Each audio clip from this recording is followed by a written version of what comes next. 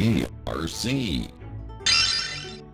Hey everybody, and welcome to another episode of GGRC. I'm RC, and today we're going to be doing a quick save review for Peasant Knight. This is another cheap sort of, I guess you could consider a budget title for the Switch here.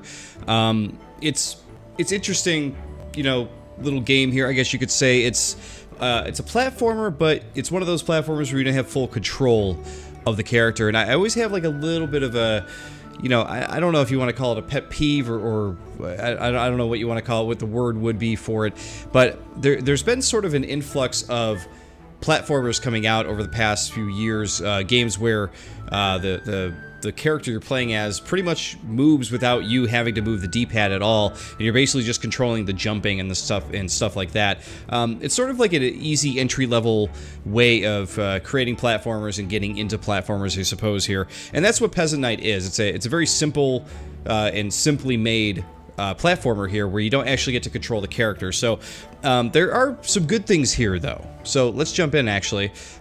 So you can see here, I've actually gotten through quite a bit of the game. I'm on level 35, and I believe there are 80 levels in total. So I'm close to halfway through the game here. And I gotta say, like, I'm not completely disliking it or anything like that, but that annoyance of not being able to control the character is still something that does not really do much for me. So let's start at the very first level here, just so I can show you guys what this is all about. They have a little story here, talking about the harvest season here. There's a evil wizard, you know, that kind of thing here. And that's really about it. You got the Peasant Knight. So every time you start a new level, you have the ability to move the camera around and see your surroundings. And this is basically it. This is your main character right here, the Peasant Knight. And you get clouds, you get platforms, and you have an exit. The whole point of the game is to get to the exit here. So if we hit A or B to start, level 1, very simple, get to the exit. So if we go to the next level here, you can again look around. Now, you're going to notice here immediately things start to get a little bit different. You hit A to start. Oh, there's these big booby traps that show up that will kill your character. Now, you notice as soon as you die, the game automatically restarts you at the beginning of the level, which I personally, I absolutely love that, because it's like, you know, I don't have to deal with getting back into the game quickly. Or rather, it gets me back into the game quickly, and I don't have to deal with like hitting a button saying like, do you really want to restart, you know, that kind of thing. It just restarts you. So here's what you do. You get to this. Once it activates, you hit left button to start, and then you can be on your way. Now, the other thing to note is that in the top center, you're going to see a little bar that ticks up. You only have a certain amount of time to reach the exit, so you can't wait all day long at the booby trap, which I'll show you here in just a second. So if you start, you sit here and wait, you'll see that center timer tick up, and you will be hit with lightning if you don't go and finish the level. So here we go. We get to that one. We get to this one. Boom. So like I said, please keep in mind that you are not actually controlling the knight. Personally, I feel like this game would be better with its simple because the graphics are, it's almost like an Atari and NES approach to it, which is totally fine. I don't mind the graphics all that much, but it's the control that really bothers me. I feel like this game would be a lot more fun if you could actually control the knight moving back and forth. Just not a big fan of the character moving on its own. I guess in a way it's a way of like making the game feel more frantic for those of you who are looking for games like that. It's got sort of a runner feel to it, you know. For those of you who have played the Runner series before, it's got that kind of feel to it with the booby traps and stuff like that. And the game does get a lot more difficult as you go. You can see there we're getting really close to the end there. I will replay this one though, because I want to show you something. When you start here, you can actually go a little too far and you can smush the knight, which is, I think, one of the funniest ways to die. Oh no! Alright, so let's go ahead and select a level. Let's zoom ahead here. Let's jump to level 20 here. Walking on hot coal. So we can see here, okay, this one's a little bit more tough. We got a bunch of these to jump over to. But you gotta stop. This is teaching you that you can actually stop the knight in midair. So if you're in the middle of if you're in midair jumping, you can actually hit the left, you know, directional back, and he will stop in midair. and fall exactly like where you stop him. So for example, if you jump here and hit stop, he will stop right there. So pretty cool. Alright, so here you want to make sure you stop at the right moment. Boom. So that was a little bit more tricky. You got to make sure, you know, you stop it in between, you know, the elevator and the fire thing there, because if you don't, it's going to be bad. You're going to get smushed. I don't remember which level it is. Is it 28? No, we will find it in a second here, though. There are boss battles, or at least there's one so far that I've run into.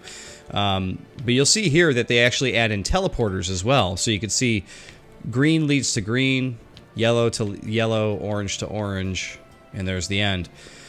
This is one of the other things that I'm not the biggest fan of in this game, is that when you do teleport, it shifts you around so quickly. It can be really hard to see where exactly you are and what you got to do next. There's a little bit of a trial error thing to it, which for this game it's not a huge deal because the levels are so short. If the levels were super long or longer, it would be a big pain, and it would be something I wouldn't want to be a part of personally. Let's see. Okay, stop there. Hit this. Hit. Okay, jump. There we go. We made it to the exit. So there you have it. Where is the boss? 29? Yes, okay. So this is the one boss. Now, this is the level that I have had the most trouble with in this game so far. This guy was a big pain in the butt, because once you figure out what you got to do, it's not a big deal, but like figuring out what you had to do is what was a big pain. I swear I must have played this level, like restarted probably 100 times to figure out what you got to do. So if I can get through this again here, you guys consider yourselves lucky. You consider it like a pro tip. So you see here is where we start. We actually got to jump over here, and then you got to jump over here, avoid another fire thing, hit the teleporter, and then you restart back over here. So, you know, it's one of those things where I like the initial concept of this game. I love that they keep throwing in different perils, different booby traps. I like that there's a boss. You can see that the exit is actually on the boss's head. It's like, okay, how are we going to get to the exit on the boss's head?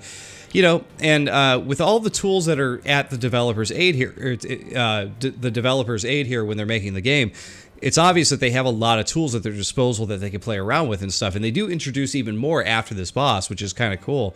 There's just little things about it that need polish, like, I like that you can see the whole level before you start, but like, you know, when you restart, sometimes it happens so quickly, you're not able to get your footing, really. You'll see here in just a second. Alright, so we jump here.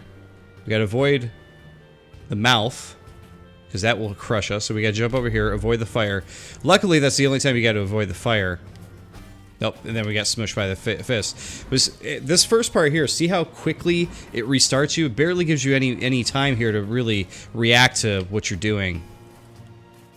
Definitely speaks more to that frantic pace that we were talking about before. But right there, watch as you go through. We'll go through that teleporter again. I just want you guys to see how quickly this stuff happens, because it can be really hard to react quick enough.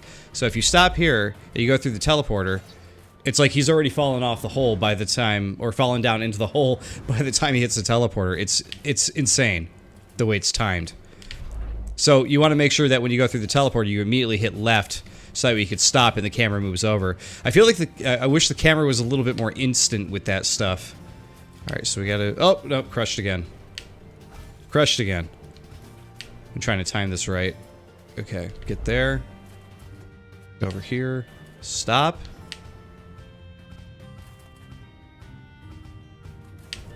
Playing it very safe here. Oh my god, that's not safe enough. Oh jeez. And see, you start forgetting about things like the fire thing on the other side. There are perils everywhere. Oh god. Alright, stop.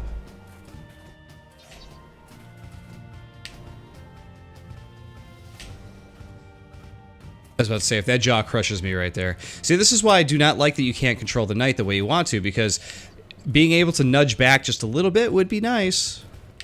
Oh god, it was right there at the exit. So you can see that the skull guy actually brings his head down. And that is how you time it to jump on his head and get out of there. Oh, and I fell again. So this is the, as you can see here, this was the loop that I kept getting into. Because you can't move the knight back, it became this very annoying thing where I'm just like, all I need to move I just need to move back like a smidge. Yeah, I get crushed there. So, I can't deal with it. It's giving me like PTSD or something. My God. All right, let's jump to where I've left off here at 35 so I can show you how hard the game actually gets as you're going. So you're going to see here that, let's see. Actually, this wasn't what I was looking for. Let me go back to select level. Maybe the one before it. Does this have some of those? I'm looking for the very particular enemy. How about 33? Okay, see this guy here?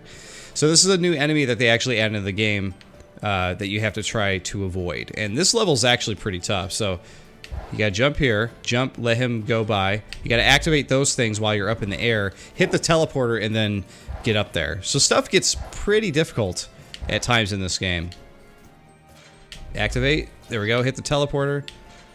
Oh, geez, see, we didn't do it quick enough. Activate. Oh, jeez. Nope. Time it right. Oh, jeez. So you gotta jump and stop, like, on top of the plunger. Oh, see, and then you gotta... Yeah, it's tough.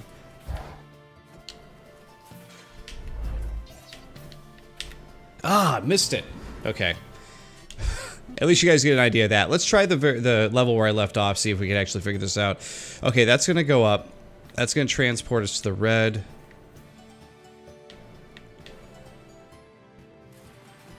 We don't want to transport to the red, though. That's the thing. Because we want to push... Okay, yeah, that's what we want to do. So we want to push that up, hit the green.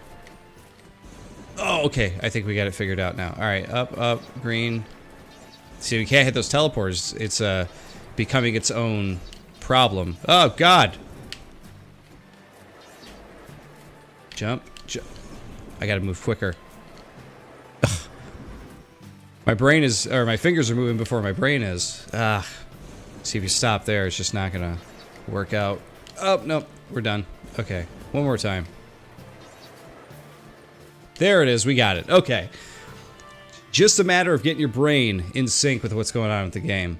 But again, as I point out, another one of my issues with the game is how much the camera juts around and stuff like that. I wish it was a little bit more of a smoother transition when it's going between teleporters, because it is a bit jarring, to say the least. So the exit's actually behind me here.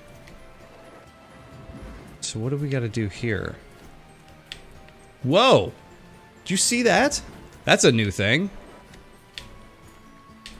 Oh, I almost had it. Okay, let's try this again.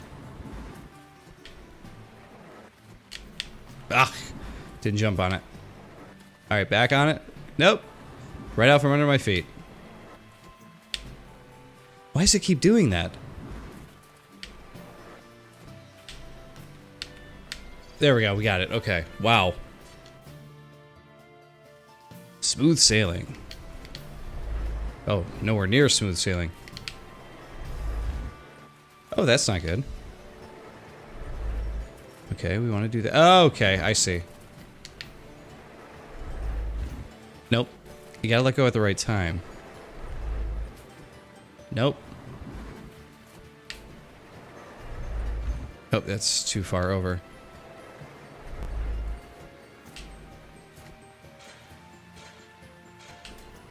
There we go, we made it. Okay. So it's interesting. A few of these levels are not as hard as some of the other ones we've already played through, which is kind of interesting. The magic carpets. Oh, I gotta jump before that. Okay. Jump here.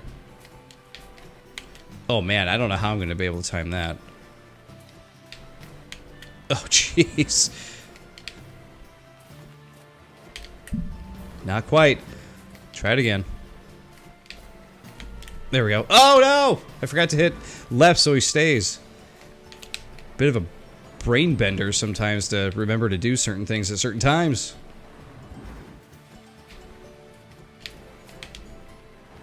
Alright, but I think you guys kind of get the point of this game. Like I said, I think it's a cool little platformer. I think it's a cool little budget title. I don't think this is a platformer that is going to light the world on fire or anything like that. But for what it is, it's not bad. I just wish I had control over the night. I wish some of the camera transitions between the teleporters and that kind of stuff was a little bit more easy on the brain and on the eyes and that kind of thing. But Peasant Night, it's not a bad little budget title. It's worth checking out if you see it cheap, for sure. But there you go, guys. Thanks for watching, and I'll see you all next time. Next episode of GGRC. See you then. GGRC.